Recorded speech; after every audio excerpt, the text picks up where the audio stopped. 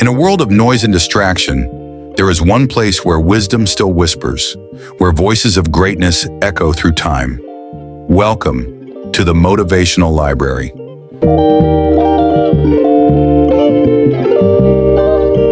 Preface. Before you dive into this book, before the chapters begin, before the lessons unfold, I want to talk to the version of you who pressed play, the version of you who is tired of stopping and starting, the version of you who is done breaking promises to yourself, the version of you who is ready, truly ready, to become consistent.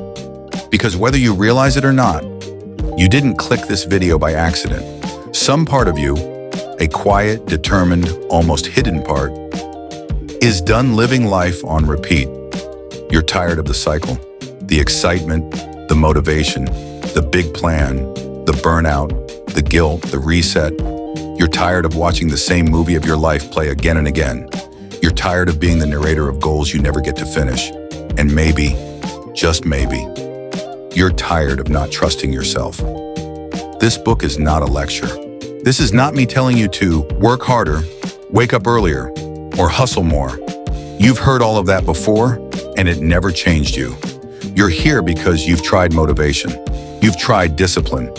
You've tried restarting. What you haven't done, at least not fully, is transform the identity behind the behavior. Consistency isn't about being strong. It's about being aligned. It's about building a life where the actions you want to take feel natural, feel true, feel like you. This book is an invitation to rewrite your story slowly, softly, powerfully, from the inside out. You're going to learn how to stop waiting for motivation, how to break the psychological loops that trap you, how to rebuild trust with yourself piece by piece, how to design systems that don't drain you but support you, how to fall without losing yourself, how to rise without needing applause, how to show up every single day, quietly, steadily, unshakably. Most people think greatness is loud. They think success is explosive. They think transformation is dramatic. But the truth is quieter. The truth is simpler. The truth is this: your life will change the moment you decide to become consistent. Not for a day, not for a week, but as a way of being. You are not listening to this because you lack discipline. You are listening because you are capable of more. You feel it. You've always felt it. This, right here, is the moment you finally stop running from it. So take a breath. Settle in. Let this book be the mirror you've avoided and the mentor you didn't know you needed. This is the beginning of a new relationship with your potential, the beginning of a new chapter in your story, the beginning of you becoming someone you can trust. Now, let's begin.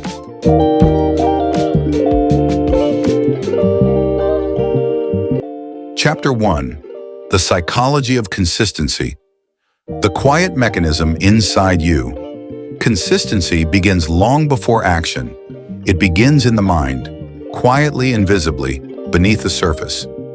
If you could look inside your own thoughts the moment you decide to change your life, you would see two forces at war. 1. The part of you that wants to grow. 2. The part of you that wants to stay the same. Both are powerful. Both are honest. Both are you. And this is where the psychology of consistency begins. Not in the loud promises you make to yourself, not in the dramatic goals, but in that quiet inner negotiation between your comfort and your potential. Most people never learn how this inner conflict works. They think consistency is about discipline, grinding, and pushing through. But underneath all of that, it is about understanding your human nature. So let's begin there, with the mind, with the patterns, with the quiet mechanisms that shape your choices. Because once you understand what is happening inside you, consistency stops feeling like a battle and starts becoming a natural way of living. The brain prefers safety, not success. Your brain has one main job: protect you, not help you grow, not make you successful, not push you toward your dreams, just protect you. And the fastest, easiest form of protection? Comfort, predictability, familiarity. That is why, even when you want to change, part of you resists. Not because you are weak, not because you lack discipline, but because your brain's first priority is survival, not improvement. To the brain, comfort feels like survival. Growth feels like danger. This is why the first few days of a new routine feel almost painful. There is a psychological friction as your mind whispers, "Why are we doing this? This feels uncomfortable. We've never done this before. Are you sure this won't hurt us?" Consistency requires you to gently retrain this survival system. You are not fighting your brain. You are teaching it. You are showing it through repetition that new habits are safe. This is why consistency matters more than intensity. A small action, repeated often, sends a quiet message to the brain. This is who we are now, and we are safe. Motivation is a spark, not a strategy. Most people rely on motivation the way some rely on caffeine. They need a fresh dose every morning, but motivation is unpredictable. Some days it's there, some days it's gone. It is like weather, it comes and goes as it pleases. Sometimes sunny, sometimes stormy. Consistency, however, does not depend on weather. Consistency is the decision to show up whether the sky is clear or cloudy. And here is the truth. You don't need to feel motivated to be consistent. You just need to feel responsible to your future self.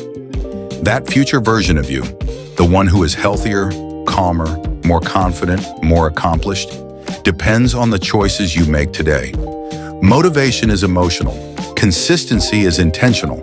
If motivation is the spark, consistency is the fire that keeps burning long after the spark fades. The internal resistance. Everyone feels inside every human being. There is a psychological force called resistance. Resistance appears every time you try to change your life. You feel it when you wake up early and your mind whispers, 5 more minutes. You feel it when you try to read instead of scrolling your phone. Just one video. You feel it when you try to study, work out, write, or build something. Not today. You're too tired. You'll do it later. This resistance is not personal. It is not a sign of laziness. It is not a sign you are doing something wrong. It is a natural mental barrier designed to keep you inside your familiar patterns. People who remain consistent are not those with less resistance. They are simply those who have learned to act anyway. Consistency is not the absence of resistance. Consistency is the art of moving despite it. It is the moment you say, "I hear the excuse. I feel the discomfort, but I will take one small step anyway." That step is everything. That step rewires your identity. That step builds psychological strength. Why your identity shapes your discipline. One of the deepest insights in psychology is this. You act according to who you believe you are. If you believe you are someone who never finishes things, your subconscious will sabotage your progress. If you believe you are someone who always tries but never sticks with anything, your mind will continue that pattern. The greatest trap in life is not lack of talent or opportunity. It is a weak identity. Consistency grows when identity grows. So instead of focusing on what should I do, ask, who am I becoming? Because when your identity shifts, your actions follow effortlessly. Here's the secret. You don't have to become the final version of yourself right away. You only need to become the kind of person who shows up even if it's small, even if it's imperfect, even if it's slow. When you say, "I am someone who keeps promises to myself," your mind begins to align identity first. Behavior second, the emotional side of consistency. Most people think discipline is logical, but it is deeply emotional. You stay consistent when you feel grounded, hopeful, worthy, capable, calm. You lose consistency when you feel overwhelmed, exhausted, stressed, ashamed, afraid of failing again. This is why beating yourself up never works. Shame freezes people. Compassion moves them. When you speak kindly to yourself, you remove friction. When you forgive yourself, you create momentum. Consistency is built on emotional stability, not punishment. The more calm your inner world becomes, the more disciplined your outer world can be. Your environment shapes your behavior. One of the most powerful psychological truths, you don't rise to the level of your goals. You fall to the level of your environment. Your surroundings silently shape your habits. Your workspace influences your focus. Your bedroom influences your rest. Your phone influences your attention. Your friends influence your mindset. You cannot stay consistent in an environment built for distraction. That is why one small change, removing clutter, removing noise, removing digital temptations, placing the book on your table, laying out your workout clothes the night before, can transform your behavior without using any willpower. The environment becomes the reminder. The environment becomes the motivator. The environment becomes the support system. Consistency is easier when your environment works with you, not against you. The first step is always psychological. If I could summarize the psychology of consistency in one sentence, it would be this. Your mind must agree with your goals before your body does. You cannot force yourself into lasting change with pressure, but you can guide yourself into lasting change with understanding. Here's the truth. Nothing is wrong with you. You don't lack discipline. You don't lack strength. You don't lack potential. You are simply a human being whose mind is wired for comfort, and comfort always resists growth. But once you understand the internal mechanism, once you see why the brain resists, why the identity matters, why emotions influence discipline, why environment shapes choices, then consistency stops being a struggle. It becomes a skill, a practice, a natural part of who you are becoming. A calm invitation to change. Take a breath. Relax your shoulders. Release the guilt of all the times you started and stopped. You are not late. You are not behind. You are not broken. You are a work in progress. A human being learning the psychology of their own mind. A person stepping into their potential slowly, quietly, intentionally. Consistency does not require perfection. It requires continuation, and this is only the beginning.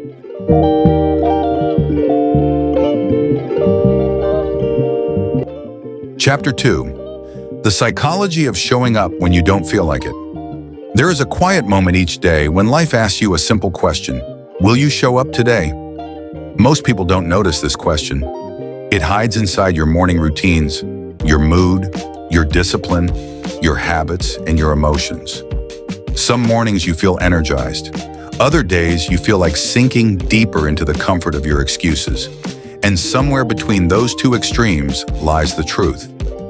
You don't need to feel like it to do it. Consistency is not about motivation.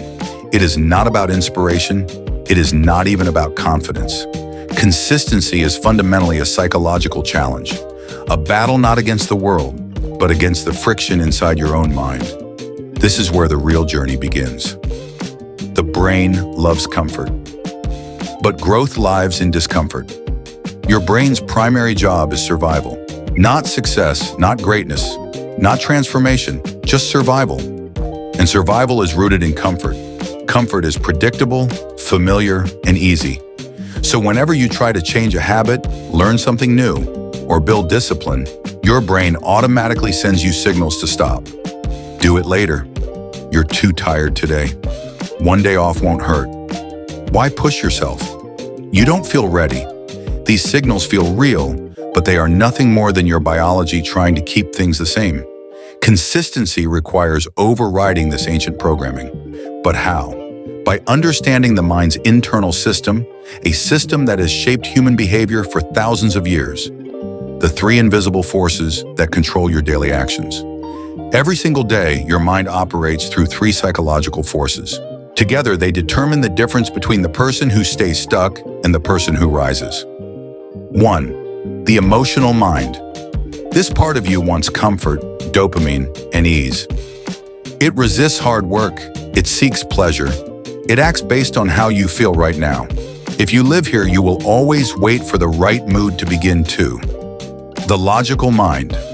This part of you understands what you need to do. It knows your goals, your dreams, your potential. It plans, analyzes, and organizes. But the logical mind is weak against emotion. You can plan a life transformation at 10 p.m. and abandon it at 6 a.m. the next morning because emotion wins over logic. 3. The identity mind. This is the deepest layer. It answers the question, who am I? If you see yourself as inconsistent, lazy, or easily distracted, you will act according to that identity, even if your emotional and logical minds disagree. But here's the breakthrough. Identity can be rewritten. And once you rewrite it, Consistency stops being a struggle and becomes a natural expression of who you are. The myth of motivation and why it's keeping you stuck. If you wait for motivation, you will live your entire life waiting. Motivation is temporary. It spikes when you're inspired. It disappears when life becomes difficult. What you truly need is something else, an internal contract, a decision that says, I will show up every day, not because I feel like it, but because this is who I am becoming. This shift transforms consistency from a mood into a character trait. That is the psychology of discipline. Why you feel resistance. When you start something new, resistance is not a sign of weakness. Resistance is proof of growth. Whenever you move toward a better version of yourself, your brain senses unfamiliar territory. It sends discomfort signals because it cannot predict what comes next.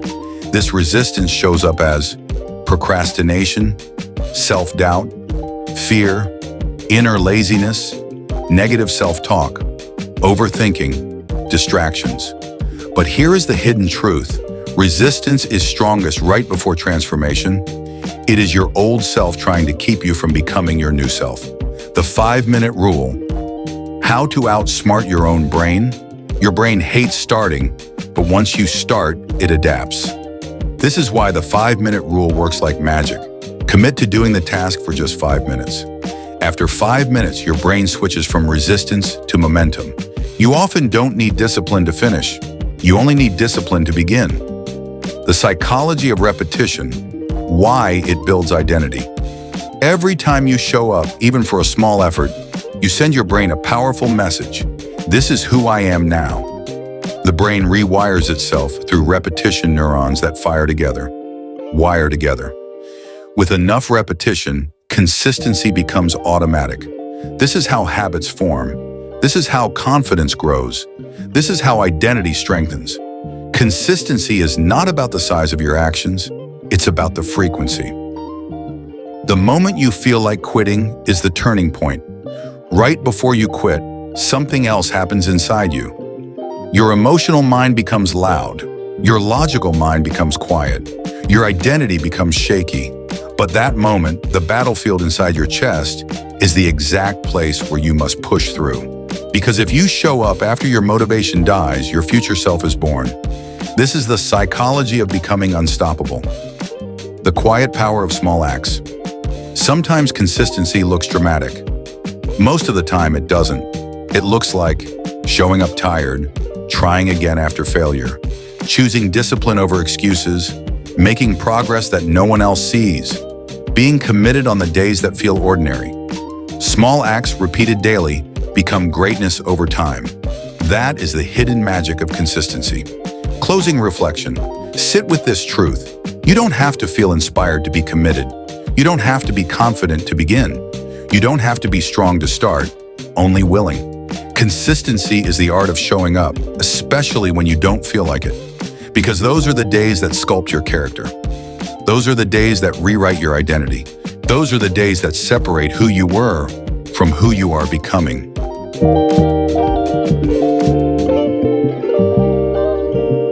Chapter 3 of Breaking the Loop of Excuses. There is a quiet moment somewhere between intention and action where excuses are born. It's subtle. You may not notice it when it happens. A single thought that sounds harmless, logical, even protective. I'll start tomorrow. I'm too tired today. I need to feel more motivated first. I'll wait until I'm ready. Each one feels like a soft blanket you can wrap around yourself. Each one feels convincing, reasonable, even responsible. But behind every excuse is a delay. Behind every delay is avoidance. Behind every avoidance is fear, usually quiet, usually unspoken. And behind that fear is a dream slowly being suffocated. This chapter is not about forcefully attacking your excuses. It's about understanding them with compassion, seeing them clearly, and gently but firmly choosing a different path. Because consistency does not begin with discipline. Consistency begins with awareness. Let's enter that space together, calmly, honestly, without judgment. The gentle illusion of comfort. Comfort is not a villain. Comfort is familiar. Comfort feels safe, predictable, controlled. But comfort also becomes a silent trap. One day you step into it just to rest. Then you step back into it because it feels familiar.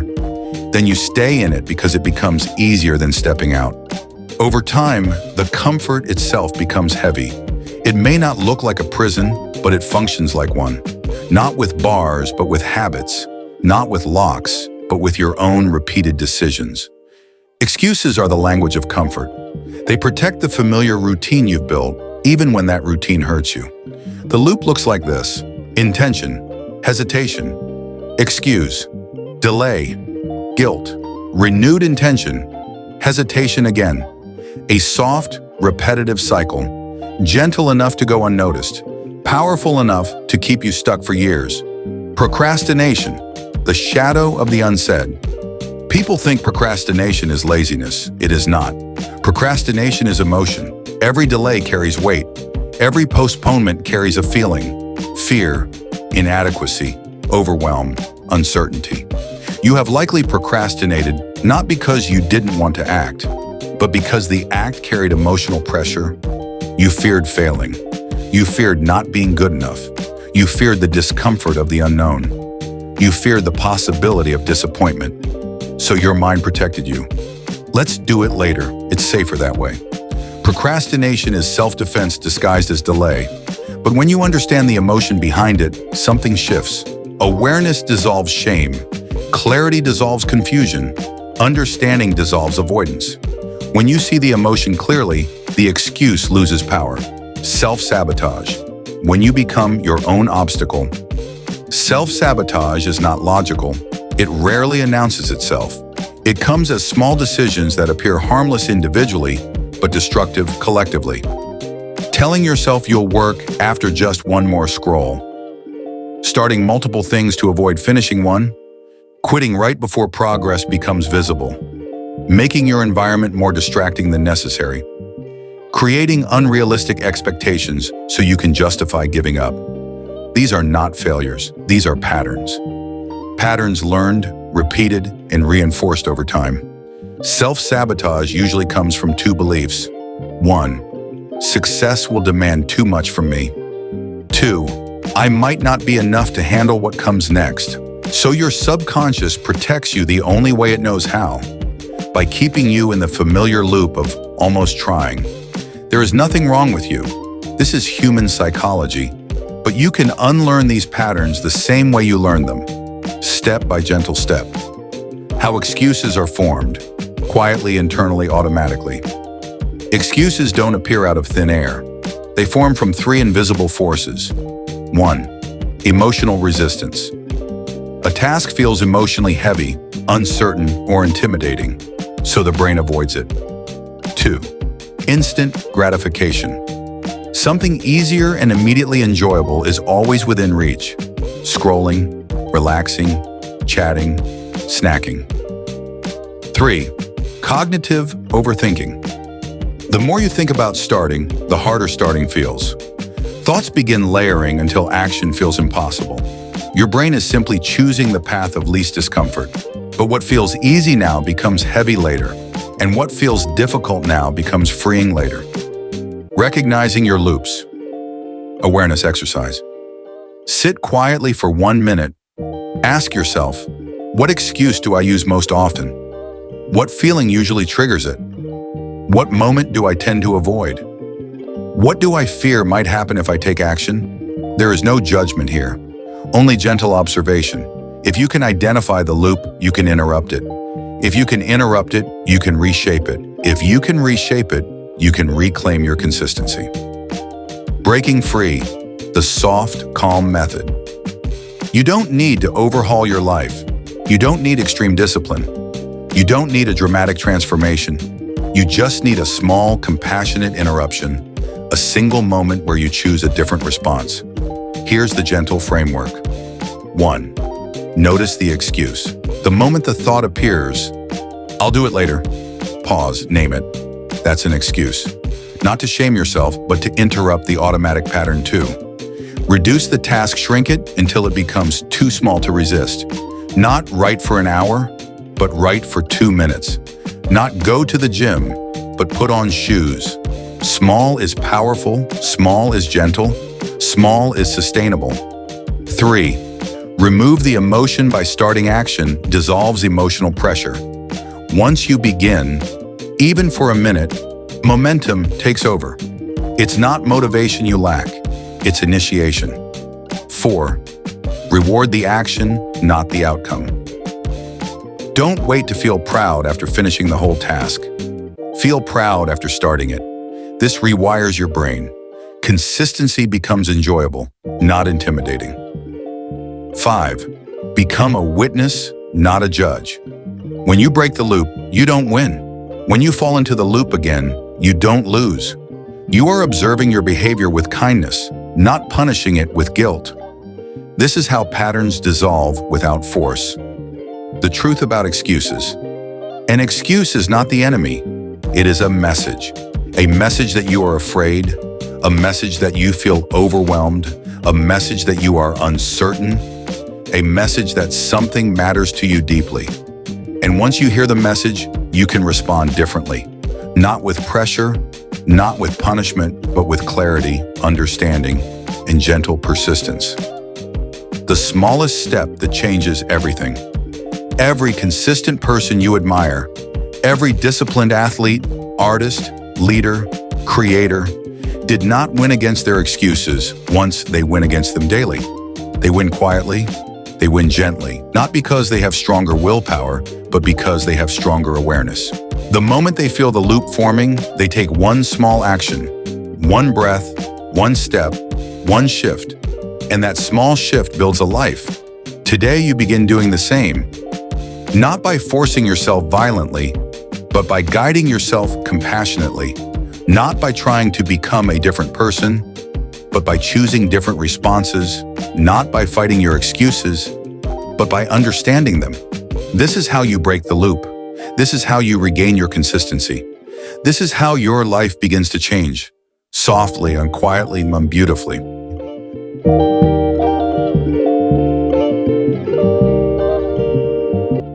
Chapter 4. Identity over motivation. Motivation is a spark, warm, exciting, and full of promise. It feels like a fresh sunrise, that sudden rush that says, "Today I'm finally ready." For a moment, the world seems simple. Your goals feel possible, and you walk differently, breathe differently, dream differently. Motivation is powerful, but it is also temporary. It rises like a wave and falls just as quickly. And for most people, that's where their journey ends. In the space between a motivated beginning and an unmotivated tomorrow. They mistake motivation for discipline, emotion for consistency, sparks for flames. But transformation doesn't happen in the spark. It happens in who you become after the spark disappears. This chapter is the quiet shift from "I want to change" to "This is who I am now." A shift from excitement to identity, from emotions to embodiment, from trying to being, because the truth is simple. You don't rise to the level of your motivation, you fall to the strength of your identity. The problem with relying on motivation is emotional. Identity is structural. Motivation says, "I feel inspired today." Identity says, "This is what I do, regardless of how I feel." Motivation is weather, identity is climate. Motivation fluctuates, identity stabilizes. If you rely on motivation to stay consistent, you will always be fighting an uphill battle.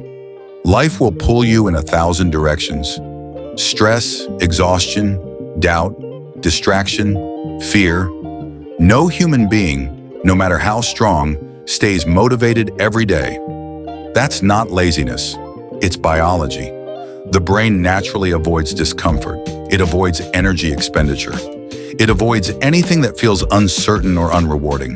Motivation tries to overpower this resistance, but identity bypasses it. When something becomes part of who you are, your brain no longer debates it. You no longer negotiate with yourself. You no longer argue your way into action. You just do it. Not because you feel like it. Not because you are inspired, but because it's simply the kind of person you are. When you change identity, you change behavior. Automatically, people misunderstand consistency. They treat it like a skill, like something you have to force yourself to do every day with willpower alone. Willpower has a place, yes, but it was never meant to carry the entire weight of your life. The real foundation of consistency is identity. Consider this. A person who sees themselves as a runner doesn't need motivation to put on shoes and go outside. A person who sees themselves as a healthy eater doesn't battle themselves in the grocery store. A person who sees themselves as a writer doesn't wait for inspiration to touch the keyboard. Identity makes decisions automatic. You don't wake up every morning debating whether to brush your teeth. It's simply part of who you are. You don't negotiate with yourself about whether to shower or wear clothes or lock your door at night. Why? Because your identity is already formed around these behaviors. You no longer think about them. They no longer require motivation. They simply are. This is the level where consistency becomes effortless, when your habits become an expression of your identity, not a battle against your feelings. How identities are formed and how they break. No one is born with a fixed identity. Identity is shaped by repeated behaviors, repeated thoughts, repeated self-talk, repeated environments, repeated emotional experiences, repeated expectations from yourself and others. Identity is not chosen in one moment. It is sculpted through patterns. If your patterns say, I quit when it gets hard, I start things but don't finish, I'm inconsistent, I fail often, then your identity quietly absorbs those messages, but the opposite is also true. If your patterns say, I show up, I commit, I'm reliable, I keep promises to myself, I take small steps consistently, then your identity shifts with those messages. Identity is the story you repeat until you believe it. Consistency is the evidence that reinforces that story. And here's the most powerful part. Identity can be rewritten at any time. It's not a life sentence. It's not a permanent definition. It's simply a reflection of who you've been, not who you have to become. You become what you do, consistently. Your identity is not built by what you want. It's not built by what you wish. It's not even built by what you believe. Identity is built by what you repeatedly do. You become disciplined by doing one disciplined thing today. You become consistent by being consistent today. You become reliable by keeping a single promise today. You become someone who shows up by showing up once more today. People think identity changes require massive transformation, but in reality, they require tiny evidence, repeated again and again. Every small win is a vote. Every action is a ballot. Every day is an election. And with enough votes, your identity shifts permanently. Identity-based goals versus outcome-based goals. Most people set goals like, I want to lose 10 kilograms. I want to be productive. I want to read daily. I want to wake up earlier. These are outcome-based, and outcomes depend heavily on motivation. But identity-based goals sound like, I am someone who moves every day. I am someone who finishes what they start. I am someone who prioritizes their growth. I am someone who respects their own time. I am someone who keeps small promises to myself. Outcomes come later. Identity comes first. When identity is right, behavior follows naturally. The moment you decide to become someone new, some people believe that identity takes years to change, but identity can shift in a moment. The moment you decide, I am no longer the person who breaks promises to myself. Identity changes when you get tired of your own excuses, when you get tired of starting over, when you get tired of letting yourself down, when you get tired of watching your own potential fall asleep inside you. Identity changes when a quiet realization appears inside you. I deserve better from myself. Not in a dramatic emotional explosion, but in a calm, steady acceptance that your future depends on who you decide to become now. The subtle art of becoming a consistent person. Becoming consistent is not about forcing yourself. It's about aligning yourself. Here's the shift. Instead of asking, what do I feel like doing? Ask, what would someone like me do? Someone like me, meaning the identity you are choosing. Someone like me shows up even when it's inconvenient, takes small steps forward, honors their commitments, finishes what they begin, doesn't negotiate with self-sabotage, protects their priorities, chooses progress over comfort. Identity becomes a compass. It becomes a quiet inner guide. It becomes the voice that interrupts old patterns and replaces them with new ones. The power of self-respect and identity. The deepest root of consistency is self-respect. You keep your promises to others because you respect them. But do you respect yourself enough to keep your own promises?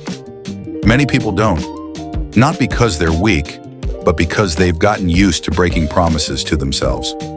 Over time, it feels normal. Self-disappointment becomes routine. Self-neglect becomes familiar. Self-betrayal becomes a habit. Identity heals when self-respect returns. When you begin to say, my goals matter. My growth matters. My word to myself matters. Identity grows stronger when you treat yourself as someone who deserves follow-through. Identity and environment. Identity doesn't exist alone. It's shaped by the people around you, the spaces you live in, the routines you allow, the distractions you tolerate, the standards you accept. If your environment supports your old identity, consistency becomes harder. If your environment supports your new identity, consistency becomes natural. A tidy desk supports a focused identity. Healthy food supports a disciplined identity. Waking up early supports a productive identity. Removing distractions supports a committed identity. Identity grows where it is watered. Identity is the ultimate form of freedom.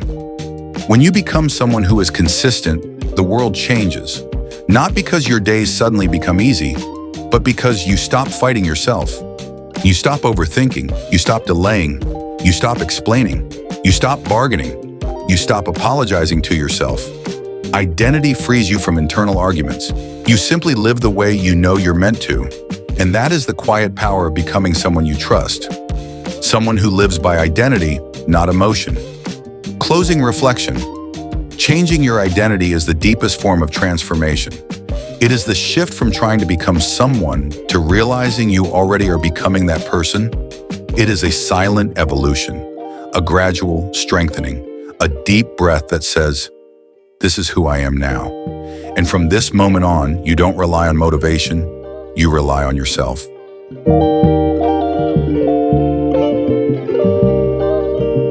Chapter 5, Emotional Discipline. There comes a point in every person's journey where progress isn't blocked by a lack of knowledge, a lack of time, or even a lack of motivation, but by a lack of emotional discipline.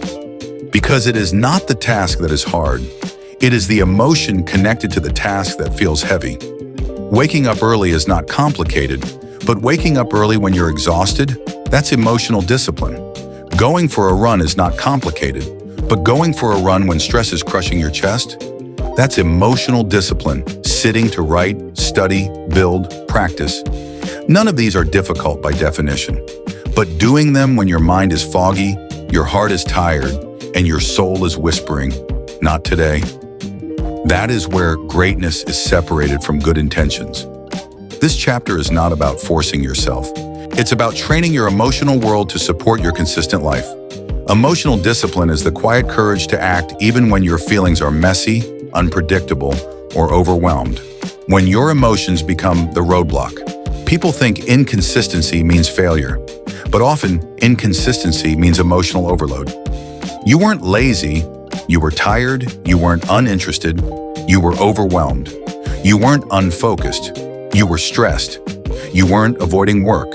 You were avoiding a feeling. Before a person procrastinates on a task, they procrastinate on an emotion, avoiding discomfort, avoiding uncertainty, avoiding self-doubt, avoiding the fear of failing again, avoiding the fear of trying for real. Procrastination is not logical, it is emotional. Self-sabotage is not rational, it is emotional.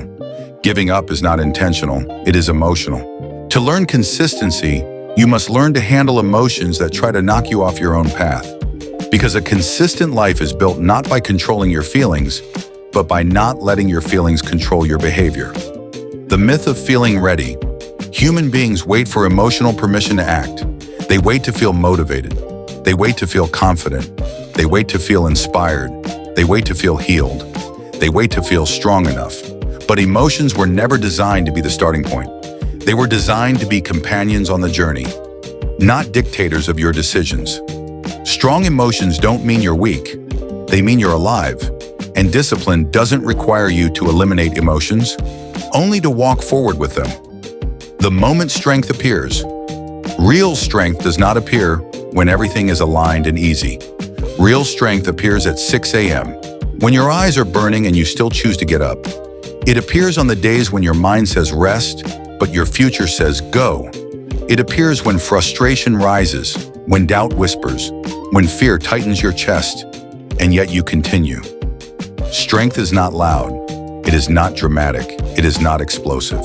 Strength is quiet persistence while the storm rages inside you.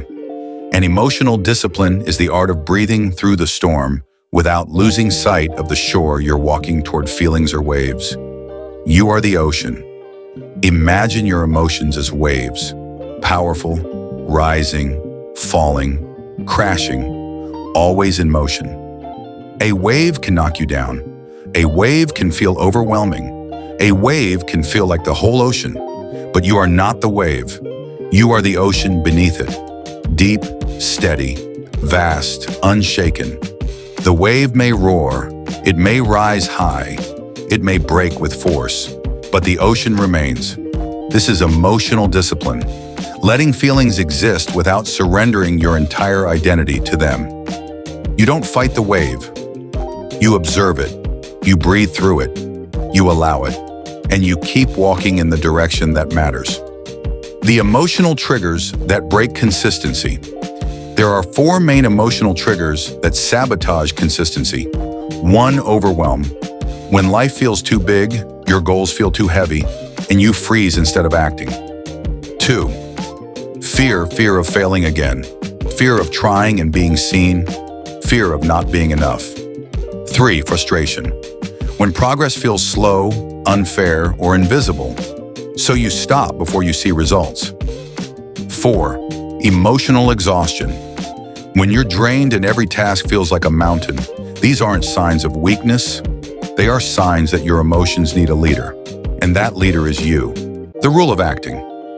While emotional, there is a quiet truth that disciplined people understand.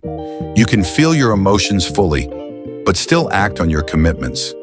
This is where consistency is born. Not in the days when you feel amazing, but in the days when you don't. The days when showing up feels heavier than staying still. Consistency begins when you do the work even with shaking hands. The art of sitting with discomfort. Most people run from discomfort. They scroll to distract it, eat to numb it, sleep to avoid it, delay to escape it, joke to ignore it, work excessively to bury it. Discomfort isn't the enemy. Discomfort is the teacher. Sitting with discomfort trains you to stop reacting impulsively, to stop quitting prematurely, to stop obeying every emotional impulse. You learn that discomfort rises, then falls. You learn that discomfort speaks loudly, then quiets. You learn that discomfort feels impossible, then passes. Emotional discipline is built every time you tell discomfort, you may stay, but you will not lead. Separating feeling from identity. When inconsistent people have a difficult emotion, they assume, I feel tired. I'm the kind of person who quits. I feel stressed. I can't handle this. I feel scared. I'm not strong. I feel overwhelmed. I'm not capable. Emotion turns into identity. Identity turns into behavior. Behavior turns into a pattern. Patterns turn into a life. Disciplined people separate the two. I feel tired, but I am still someone who shows up. I feel stressed, but I take the next step anyway. I feel overwhelmed, but I organize my tasks instead of running from them. I feel scared, but courage is acting while scared. Emotion is temporary. Identity is the constant that guides you. The calm warrior. Within emotional discipline turns you into something rare. A calm warrior. A person who walks into difficulty without collapsing, who faces challenges without dramatic reaction, who continues forward when others freeze, who carries responsibility with quiet strength, who treats emotions as weather, not commands. The calm warrior is not cold, distant, or emotionless. They feel deeply, but they do not sink. They bend without breaking. They pause without quitting. They feel without being ruled. The calm warrior doesn't fight emotion.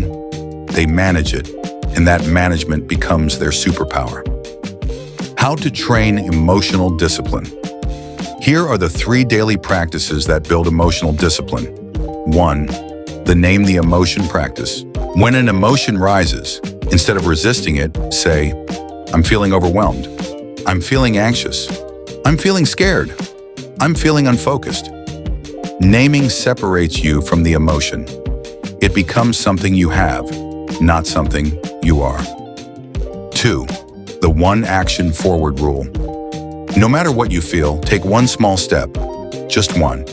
It could be writing 1 sentence, doing 1 push-up, reading 1 page, starting 1 timer, organizing 1 item, sending 1 message. This trains your brain to move even when emotions resist. Consistency is built 1 step at a time, especially on difficult days. 3. The return to the breath. Reset. When emotions feel overwhelming, pause. Place 1 hand on your chest. Breathe in slowly for 4 seconds. Hold for 2. Exhale for 6. Repeat 3 times. This signals the nervous system. You are safe, continue. Emotional discipline lives in the gentle space between reaction and action. You are not weak. You are human. There is a dangerous belief that emotional turmoil means weakness. It does not. Emotions do not make you weak. Reacting to them blindly does. And emotional discipline is not built by suppressing emotions. It's built by understanding them, by practicing awareness, by creating space between feeling and action, by choosing commitment over impulse, by choosing your future over your mood. You are not supposed to feel consistent. You're supposed to act consistently. The feelings catch up later. The emotional weight you carry. Sometimes inconsistency is not about laziness, but about wounds you carry, old exhaustion, old disappointments, old fears, old failures that whisper, don't try again. This emotional weight is real, and some days it is heavy. Emotional discipline is not the dismissal of your pain. It is the gentle decision to keep moving with it. You don't have to be healed, you just have to be willing. When the day feels impossible, there will be days when life hits harder than usual. Days when the world feels heavy on your chest. Days when your mind won't cooperate. Days when sadness, fear, or fatigue pull you down like gravity. Days when your dreams feel foggy and far away. Days when you question your entire path. On those days, emotional discipline is the voice that says, just don't disappear. Show up in the smallest way, do the bare minimum. Take 1 tiny step forward.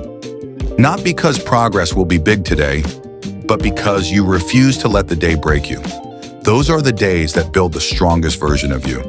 Consistency is emotional strength. Consistency is not physical strength. It's not mental strength. It's emotional strength. It's the ability to feel everything and still remain committed. It's the courage to continue even when your heart is tired. It's the discipline to act even when your mind resists. It's the maturity to choose long-term over short-term relief. It's the wisdom to know emotions pass, but regrets stay. Emotional discipline is not about perfection. It is about resilience. Closing reflection. Every time you act in alignment with your goals despite your emotions, you reinforce a powerful truth. I am capable of leading myself. Emotional discipline is the bridge between who you are and who you're becoming. It is the quiet power that carries you through chaos, the inner strength that guides you when motivation disappears, the steady hand that holds you when your emotions shake, the deep breath that steadies your heart when life feels overwhelming. And with every emotionally disciplined moment, you become someone stronger, someone steadier, someone who doesn't collapse under the weight of feeling, someone who walks anyway, someone consistent.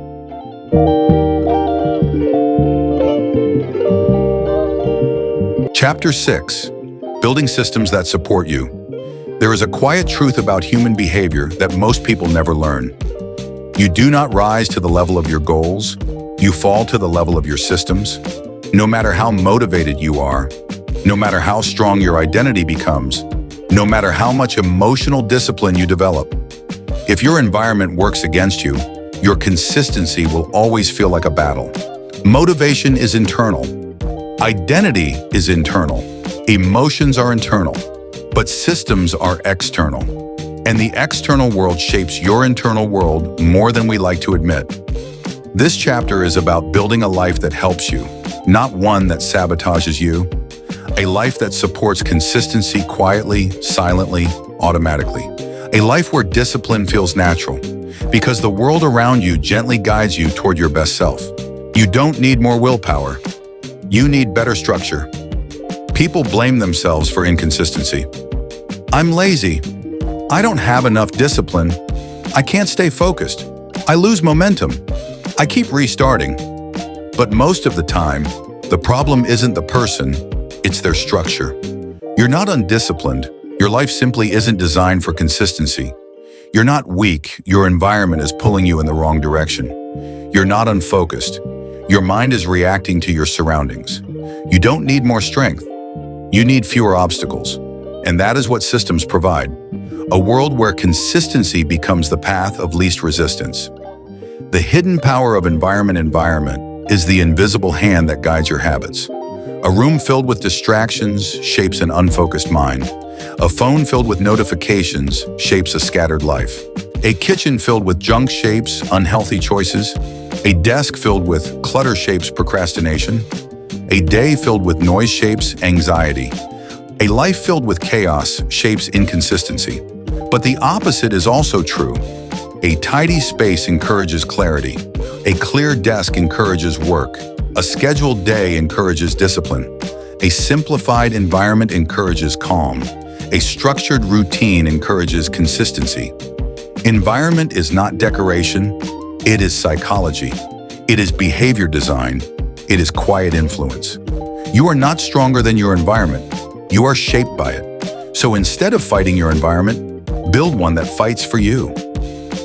Routines, the architecture of consistency. Routines are systems in motion. They are repeated rhythms that remove decisions from your day, because decisions drain energy, and energy is the fuel of consistency. The fewer decisions you need to make, the more consistent you become. A morning routine removes chaos. A night routine prepares tomorrow. A work routine eliminates confusion. A self-care routine protects your emotional energy. A study routine eliminates resistance. A fitness routine eliminates excuses. Routines turn life into a series of gentle, predictable steps, not an emotional guessing game, and consistency thrives in predictability. Reduce friction, reduce resistance. Every behavior has friction, high friction, low consistency. Low friction, high consistency. If your workout clothes are hidden in a drawer, friction is high. If they're laid out the night before, friction is low. If your workspace is cluttered, friction is high. If it's clean and minimal, friction is low. If your goals are vague, friction is high. If your next step is clearly defined, friction is low. If your phone is always near you, friction is high. If it's in another room while you work, friction is low. The smallest changes create the biggest shifts. Consistency is not about pushing harder, but about removing the invisible barriers that stop you. Systems don't rely on emotion. They create momentum. A system is anything that supports behavior without needing motivation. Alarms are systems. Schedules are systems. Planners are systems. Meal prepping is a system. Putting your phone across the room is a system. Wearing the same outfit every morning is a system. Leaving your journal on your pillow is a system. Systems act on your life even when you're not thinking. They create gentle momentum that carries you forward. It's not the big systems that matter. It's the small ones that you rely on daily. The system of default choices. A powerful system is choosing helpful defaults.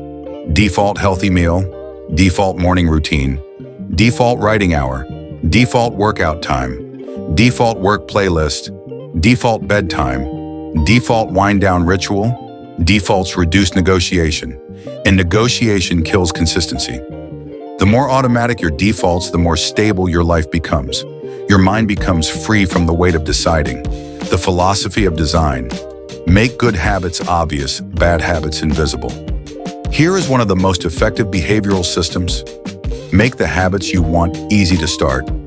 Make the habits you want to avoid hard to reach. Want to read more? Put the book on your pillow. Want to stop scrolling late at night? Charge your phone in another room? Want to work out more? Put your equipment in sight? Want to drink more water? Place a bottle on your desk. Want to reduce junk food? Don't keep it in your home. Human behavior is far less about willpower than we think. It is mostly about visibility and accessibility. What you see, you do. What you hide, you forget. Your environment is always speaking to your habits. The system of preparation.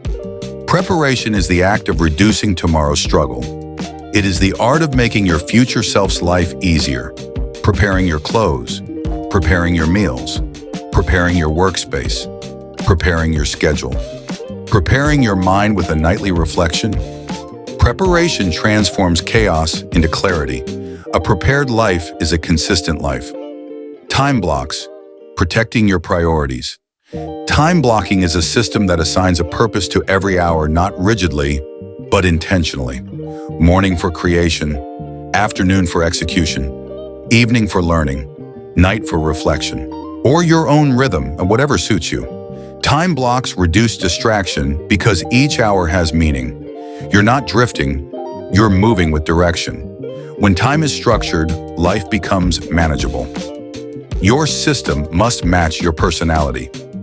Not all systems work for everyone. Some people thrive with strict routines, some thrive with flexible systems. Some work best at night. Some feel more alive in the morning. Some prefer digital tools. Some prefer pen and paper. Some need movement. Some need silence. A system is only powerful when it fits your nature. Don't force a system that goes against who you are. Build one that amplifies who you are becoming. The system of self-check-ins. Consistency requires awareness. Weekly check-ins allow you to observe your life gently. What supported me this week? What drained me? What do I need to adjust? What patterns are helping me? What patterns are hurting me? What system broke and why? How can I make next week easier? You cannot improve what you do not review. Self-reflection turns systems from static to evolving. Remove chaos, increase consistency. Some people don't fail because they lack discipline. They fail because they live in chaos. A chaotic schedule, a chaotic room, a chaotic sleep pattern, a chaotic phone, a chaotic mind. Systems create order, and order creates space for consistency. It's not about perfection, it's about clarity. When life is clear, consistency is achievable. The system of small wins carried over from Chapter 7, but rooted here. Small wins become systems when they are repeated daily. One small win in the morning sets the rhythm for the entire day. It could be making your bed, drinking water, a short walk, writing one page, cleaning one corner, saying one affirmation, meditating for 1 minute. Small wins don't just create momentum, they stabilize identity. They say, I am someone who shows up, again and again and again. Systems are not restriction, they are freedom. People fear systems because they think systems limit them. But systems do the opposite. They free you. They free you from indecision, from emotional impulsivity, from overwhelm, from procrastination, from chaos, from random interruptions, from self-sabotage. A structured life gives you more room to breathe, more room to grow, more room to think, more room to live. The more predictable your systems, the more powerful your life becomes. Your life is a system, whether you realize it or not. If you don't intentionally build systems, your life will build accidental ones. Sleeping late becomes a system. Scrolling endlessly becomes a system. Avoiding tasks becomes a system. Eating whatever is available becomes a system. Breaking promises becomes a system.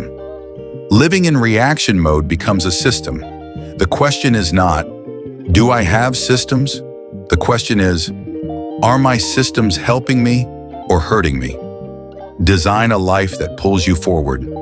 Imagine a life where your mornings begin calmly, your work flows smoothly, your phone stays out of the way, your meals support your energy, your environment invites productivity, your routines reduce decision fatigue, your schedule protects your priorities, your systems carry you, even on bad days. A life like this isn't built by accident. It is designed brick by brick, habit by habit, system by system, and once built, it becomes your greatest ally, a silent partner, a quiet form of discipline, a supportive foundation, a system powerful enough to make consistency not just possible, but natural. Closing reflection. Consistency is not built on force. It is built on design. When your environment aligns with your goals, your routines align with your identity, and your systems align with your emotions. You don't have to push yourself constantly. Life begins to guide you gently, steadily, naturally. You begin to live in flow, not friction, in clarity, not chaos, in intention, not impulse. You begin to walk in the direction of your future, supported by every part of your present. This is the power of systems. They turn your dreams into structure, and your structure into reality.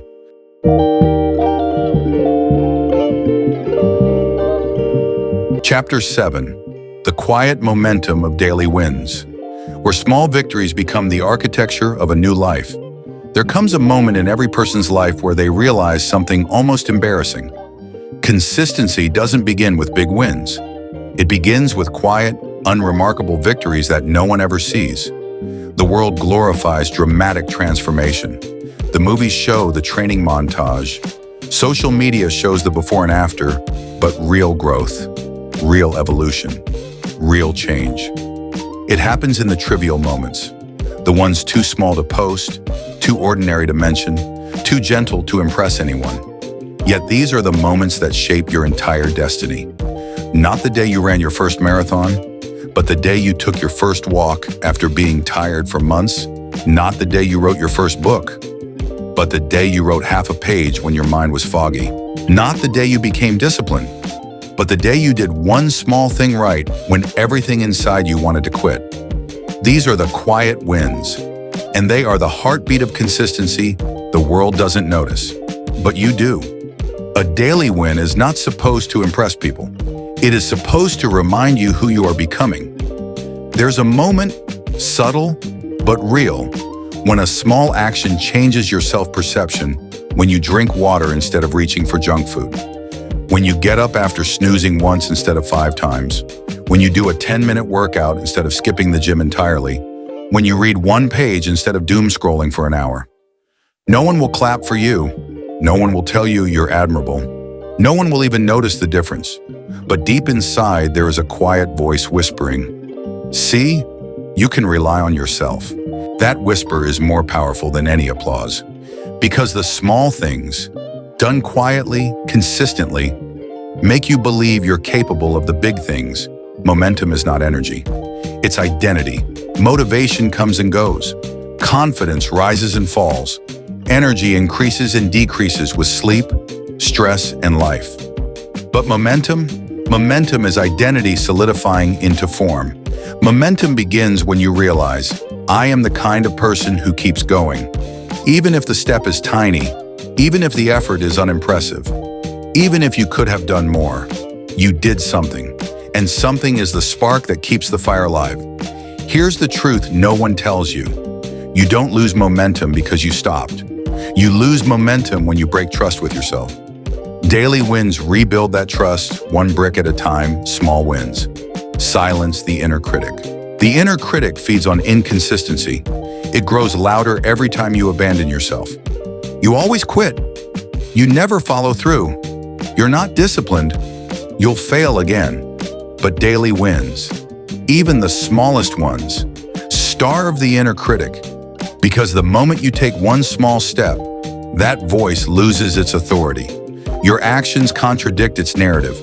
And slowly, sometimes painfully slowly, you start believing something new. I'm not who I used to be. I can keep going. I'm growing, even if it's quiet. I'm becoming someone stronger. Daily wins don't silence the inner critic overnight, but they weaken it day after day until it becomes a faint echo of who you once were. Why we underestimate small wins? We do it because they feel too small. We want dramatic effort. We crave big moves, big discipline, big transformation. But big wins require big energy. And most days, we don't have big energy. Small wins ask for something far more realistic. Just a little courage. A little courage to start. A little courage to try. A little courage to continue. And courage, unlike motivation, can be summoned gently and quietly. The mathematics of small victories. Here is a truth that feels almost divine in its simplicity. One tiny improvement per day equals unstoppable progress over time. Read 1 page a day equals 365 pages a year. Walk 10 minutes a day equals your heart becomes stronger every month. Write 100 words a day equals a full book in a year. Save a small amount weekly equals financial change within months. We underestimate the compound power of consistency because each step feels insignificant. But the destination is built from these insignificant steps. Your dream is not built in one moment. It is built slowly, almost invisibly, through what you do daily. Daily wins build internal quiet strength. Quiet strength is not loud. It doesn't show off. It doesn't need recognition. Quiet strength is built in the privacy of your effort. It's the confidence that comes from knowing you didn't break your promise to yourself today. It's the peace of realizing you made one small move in the right direction. It's the calm that settles in your chest when you honor your intention, even imperfectly. This kind of strength can't be bought. It can't be borrowed. It can't be gifted. It is earned, little by little, step by step, day by day. The day you don't quit is the day you change everything. Every life contains a day where everything shifts. A day where you don't feel like trying, but you do anyway. A day where the effort is tiny, but you choose it anyway. A day where nothing looks different, but you show up anyway. That day is your turning point, because that day proves something life-changing. Your consistency does not depend on your emotions, it depends on your choices. And once you taste that kind of power, the power of showing up despite how you feel, you become unstoppable. Becoming a keeper of daily wins. If you want to transform your life, begin with one practice. Collect daily wins. Write them down. Celebrate them quietly. Honor them even if they seem too small to matter. Did you breathe deeply instead of snapping at someone? That's a win. Did you open your book even if you didn't read long? That's a win. Did you exercise for 5 minutes instead of 0? That's a win. Did you choose progress over perfection? That's a win. These fragments of effort, these tiny sparks of discipline, become your proof of growth. They are the seeds of the person you are becoming, the momentum that never leaves you. When you gather daily wins, something miraculous happens. You start believing in yourself, not because you achieved something huge, but because you showed up repeatedly. Consistency stops feeling like pressure. It begins to feel like rhythm. Discipline stops feeling like punishment. It begins to feel like alignment. Effort stops feeling like a chore. It begins to feel like identity.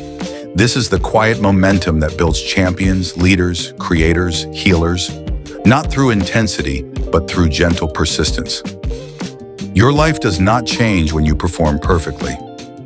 Your life changes when you show up consistently. The future you is built from today's small wins. Imagine your future self, calmer, stronger, disciplined, confident, grounded.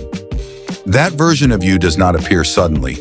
They are sculpted by what you do in the next hour, the next morning, the next tiny choice. So when the day feels heavy, ask yourself, what is one small win I can give myself today? And then give it to yourself. Not for perfection, not for the world, not for applause, but for the quiet truth. You are becoming someone you can rely on. One small win at a time.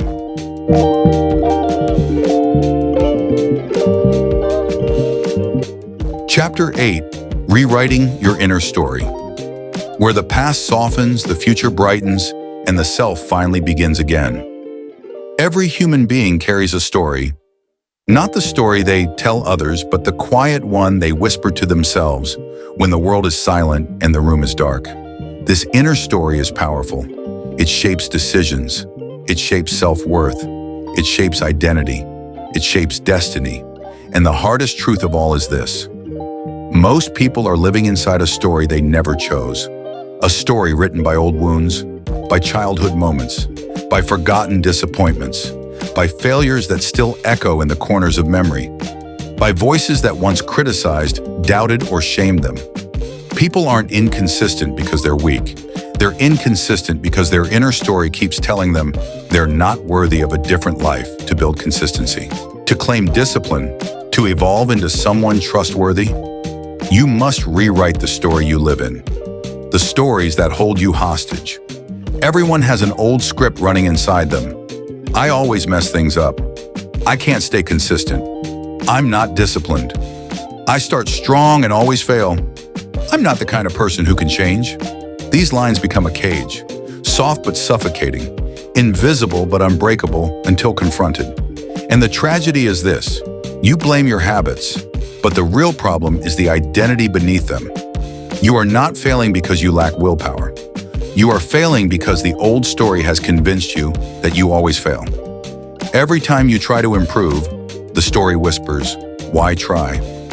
You know how this ends. And if you never rewrite that narrative, you will continue to perform your past as if it is your destiny. Your inner story was formed in moments you forgot. Identity is not formed by big events. It is formed by small ones. A parent's tone when you made a mistake, a teacher who compared you to someone else, a friend's careless comment, a heartbreak that left you doubting your worth, a failure that felt too heavy at the time. Slowly, quietly, the story wrote itself. I'm not enough. I'm not strong. I can't trust myself. People don't expect much from me. You didn't choose these sentences, but you've been living by them. And here is the gentle, liberating truth. You can choose differently now. The courage to confront the old story. Rewriting your inner story is not about denying the past. It's about questioning it. Is the story true, or is it simply familiar? Is the story based on who you were or who you believed you had to be to survive? Is the story built on mistakes or on misunderstandings? Most people never question their inner narrative. They carry it as if it were a fact, not realizing it was forged by someone who no longer exists. Their younger self, their wounded self, their scared self. You owe it to yourself to ask, do I still want to live inside this story? Because if you do not rewrite it consciously, it will rewrite your life unconsciously. The moment the story breaks, there comes a moment, quiet, fragile, sacred, when you realize the story you've been living is too small for the person you are becoming. This moment doesn't arrive with a dramatic revelation. It arrives like a soft light rising behind your ribs, a subtle knowing, a shift in breath, a gentle awareness. I'm not who I used to be. I've survived things I never talk about. I've grown in ways no one sees. I deserve to believe something kinder. This moment is your rebirth, not outwardly, but inwardly. Most people never change their lives because they never change the story beneath their lives.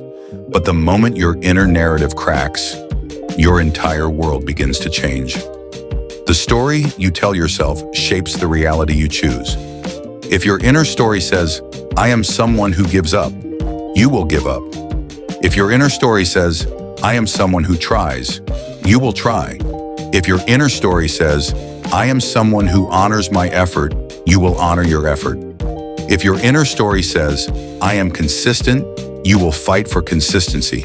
Not because you suddenly have more discipline, but because you now have a new identity that supports the life you want. Your outer behavior always follows your inner narrative. Rewrite the story, and your actions will align accordingly. Replacing shame with understanding. Most old stories are born from shame. Shame for failing, shame for not being disciplined, shame for procrastinating, shame for being inconsistent. But shame is not a teacher, it is a jailer. Consistency becomes easier when you stop shaming yourself for the person you used to be. Your past wasn't a failure, it was a lesson. It was preparation, it was shaping. The moment you stop punishing yourself for who you were yesterday is the moment you free yourself to become who you can be tomorrow. Writing a new story, gently, slowly, daily. A new inner story isn't written in one moment. It is written sentence by sentence, choice by choice, win by win. Every time you choose a small victory, you are writing a new identity. Every time you stay consistent for one more day, you carve a new narrative into your consciousness. Every act of discipline rewrites the sentence, I can rely on myself. Every act of compassion rewrites the sentence, I am worthy of growth. Every act of courage rewrites the sentence, I can change. You don't rewrite the whole story at once.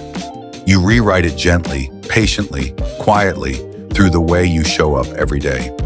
The new story you deserve to believe.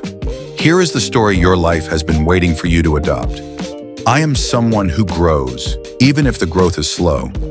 I am someone who tries even after failing. I am someone who shows up, even on hard days. I am someone who is learning to trust myself. I am someone who rewrites their life with small actions. I am someone who is becoming better, day by day. This is not blind affirmation. This is quiet truth. Because you are growing, you are trying, you are becoming more consistent.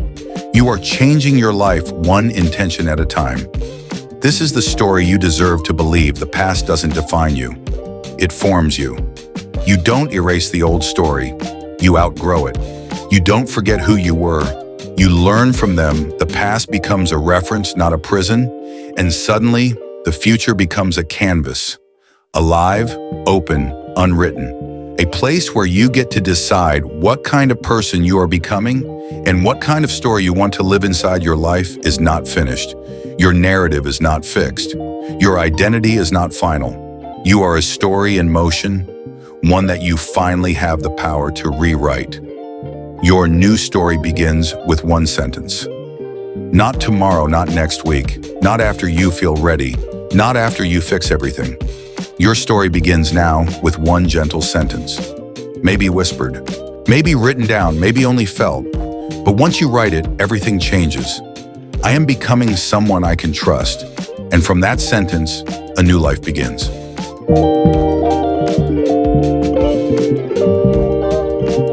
Chapter 9. Falling down without losing yourself. Where imperfection becomes wisdom, and every stumble becomes a doorway back to who you are becoming. There is a part of the journey no one likes to talk about. Not in motivational speeches, not in highlight reels, not in glossy stories of transformation. It is the part where you fall, the part where you break your streak, the part where you lose momentum, the part where you slip back into old habits, the part where the promises you made to yourself get swallowed by exhaustion, stress, fear, or life happening too fast. This chapter is about those moments, the quiet collapses, the subtle regressions, the days where you don't show up, the seasons where you drift away from the person you were becoming. Because consistency is not the absence of falling. Consistency is the art of returning. The myth of the perfect climb. People imagine growth as a straight ascent, discipline stacked on discipline, day after day, win after win. But the truth is softer, messier, more human. Growth is a spiral. Sometimes you move upward. Sometimes you circle back. Sometimes you slow down. Sometimes you sit still because life feels heavy. And sometimes you fall. But falling does not erase your progress. Falling is part of your progress. Falling is part of your humanity. The climb is not perfect. The climb is continuous. The weight of shame after you slip. There is a moment after every fall that feels heavier than the fall itself. The shame. Shame whispers, you ruined everything. You're back to zero. You proved you can't stay consistent. You're not strong enough. You should have been better. Shame is not a lesson, shame is a chain. Because shame doesn't motivate you to rise. It convinces you that rising is pointless. This is why people don't struggle with consistency. They struggle with recovering from inconsistency. The fall is not what breaks you. The story you tell yourself after the fall is what breaks you. And that story must be rewritten. You don't start over, you continue forward. Here is one of the most liberating truths of discipline. You never return to zero. You only return to the path. Your effort is not erased. Your progress is not deleted. Your growth is not undone because you had a bad day or a bad week or a bad month. You are not starting over. You are continuing from the wisdom your past gave you. Even the fall teaches you something, especially the fall. The difference between falling and losing yourself. Falling is momentary. Losing yourself is when you stop believing in your ability to rise. Falling is human. Losing yourself is when you decide the fall defines you. Falling is a chapter. Losing yourself is when you think it's the ending. But here is the truth. You only lose yourself when you stop returning to yourself. Returning is an act of courage. Returning is proof that you're evolving. Returning is the essence of consistency. You are allowed to break. You are not allowed to abandon yourself. The power of gentle restarting. The most powerful restarts are not dramatic. They are gentle. They begin with soft self-honesty. I messed up. I drifted. I struggled. I fell. And then something more important. I'm still here. I can try again today. I'm stronger than I was before. I haven't lost myself. I'm finding myself. Restarting doesn't need intensity, it only needs truth. A gentle restart is stronger than a perfect streak because it's built from resilience, not pressure. Why we fear falling? We fear falling because we equate it with failure. But falling is not failure. Falling is friction. Falling is feedback. Falling is recalibration.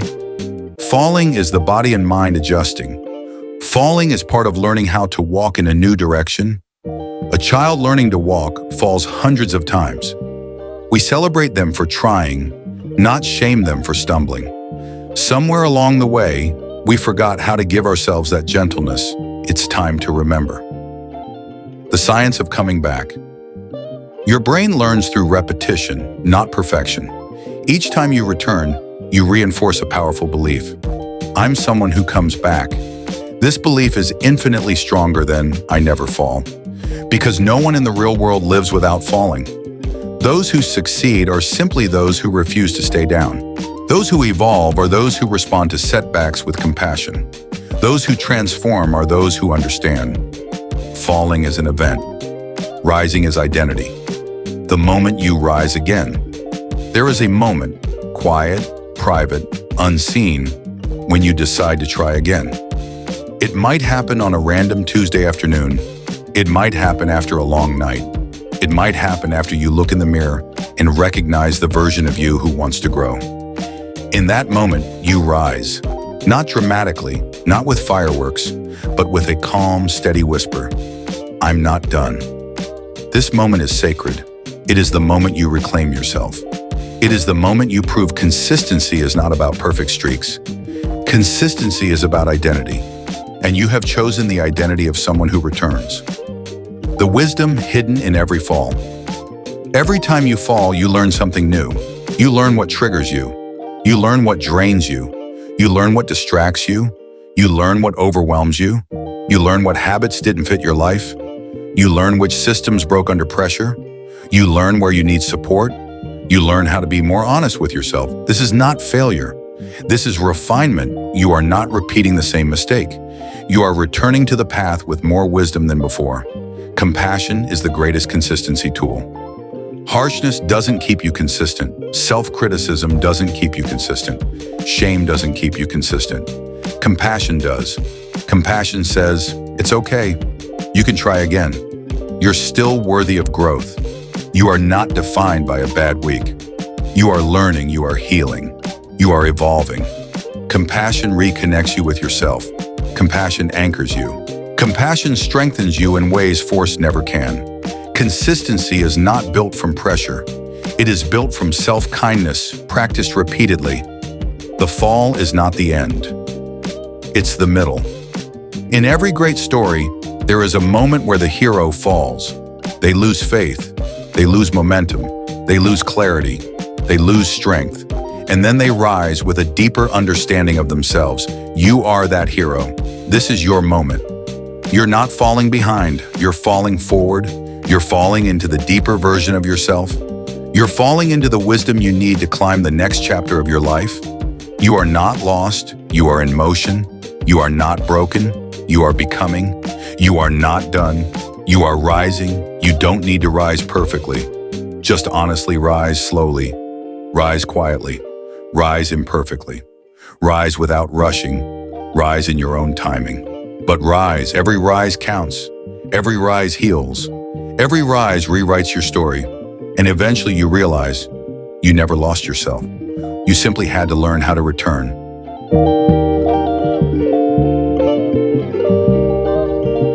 Chapter 10. Becoming someone you can trust. There comes a moment in every journey when the battle is no longer about habits, routines, motivation, or even discipline. It becomes something deeper, something quieter, something sacred. It becomes a question of trust. Do you trust yourself to show up? Do you trust yourself to follow through? Do you trust yourself to hold the promises you whisper in the dark when no one is watching? This is the chapter where your identity meets your integrity. This is where consistency transforms from a behavior into a bond, the most important relationship in your life. You've spent this entire book walking toward a version of yourself that is more stable, more grounded, more capable. But in the end, all of that leads to one thing: the relationship you have with you.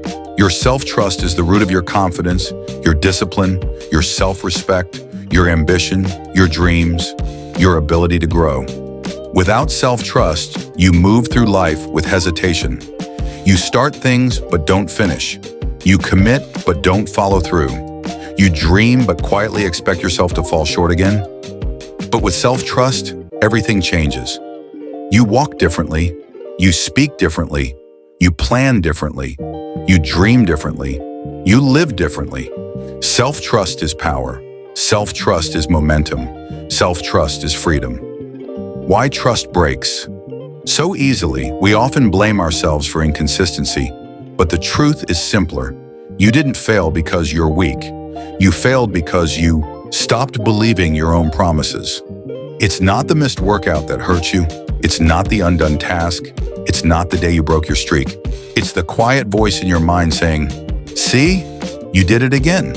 That voice is not cruel by nature. It's cautious. It's protective. It remembers the times you overcommitted, burned out, or tried to change everything at once. You didn't break trust because you were flawed. You broke trust because you were human. And humans rebuild trust slowly, gently, consistently. Consistency is a love language. Here is something no one tells you. Showing up for yourself is an act of love. Not the romantic kind, not the dramatic kind, the quiet kind. The kind that chooses you again and again. The kind that says, "I'm here. I'm trying. I'm learning. I won't abandon you." When you show up, even in the smallest way, you rebuild the bridge between who you are and who you want to become. This is how consistency becomes a love language. Not for others, but for yourself. Becoming someone you can trust is not about perfection. Trust is not built in heroic moments. It is built in the ordinary ones. Not in the 2-hour workout, but in the 10-minute commitment. Not in the perfect routine, but in the one you repeat. Not in the days when everything is easy, but in the days when everything resists you and you still show up anyway. Self-trust isn't earned by never falling. It's earned by your willingness to stand up again and again and again. It's the quiet vow. I will not quit on myself. Your life changes when you become reliable to yourself. Imagine the version of you who sticks to what they say. The version of you who no longer negotiates your commitments. The version of you who doesn't rely on motivation, but on identity. What does that life look like? Your decisions carry weight. Your goals feel possible. Your confidence stops being fragile. Your discipline becomes natural. Your dreams stop being fantasies and start being plans. When you trust yourself, you no longer feel intimidated by effort. You no longer fear failure. You no longer collapse under pressure because you know something simple and powerful. Whatever happens, you can count on you. That is the anchor. That is the transformation. That is the evolution. The promise you make at the end of this book. Books don't change people. Decisions do. Identity does, action does. So this is your moment. Right now, as you read these words, make a promise. Not loud, not dramatic, not unrealistic. A small promise, a quiet promise, a promise built for staying power. I will show up for myself even when it's not perfect. That is the seed of self-trust. That is the beginning of a new relationship with yourself. That is the doorway to the life you want. The final image, picture yourself months from now, walking into your day with a calm steadiness, moving with clarity, making choices that reflect your values, speaking like someone who knows their own worth, acting like someone who finishes what they start, living like someone they can trust. That is not a fantasy. That is a direction, and you're already moving toward it. You have built awareness. You have developed discipline. You have learned to reshape your identity. You have designed systems that support you. You have embraced the power of small wins. You have rewritten your inner story. You have survived the falls. Now you step into the final transformation. You become someone you can trust, and once you do, the world becomes a place where nothing is out of reach.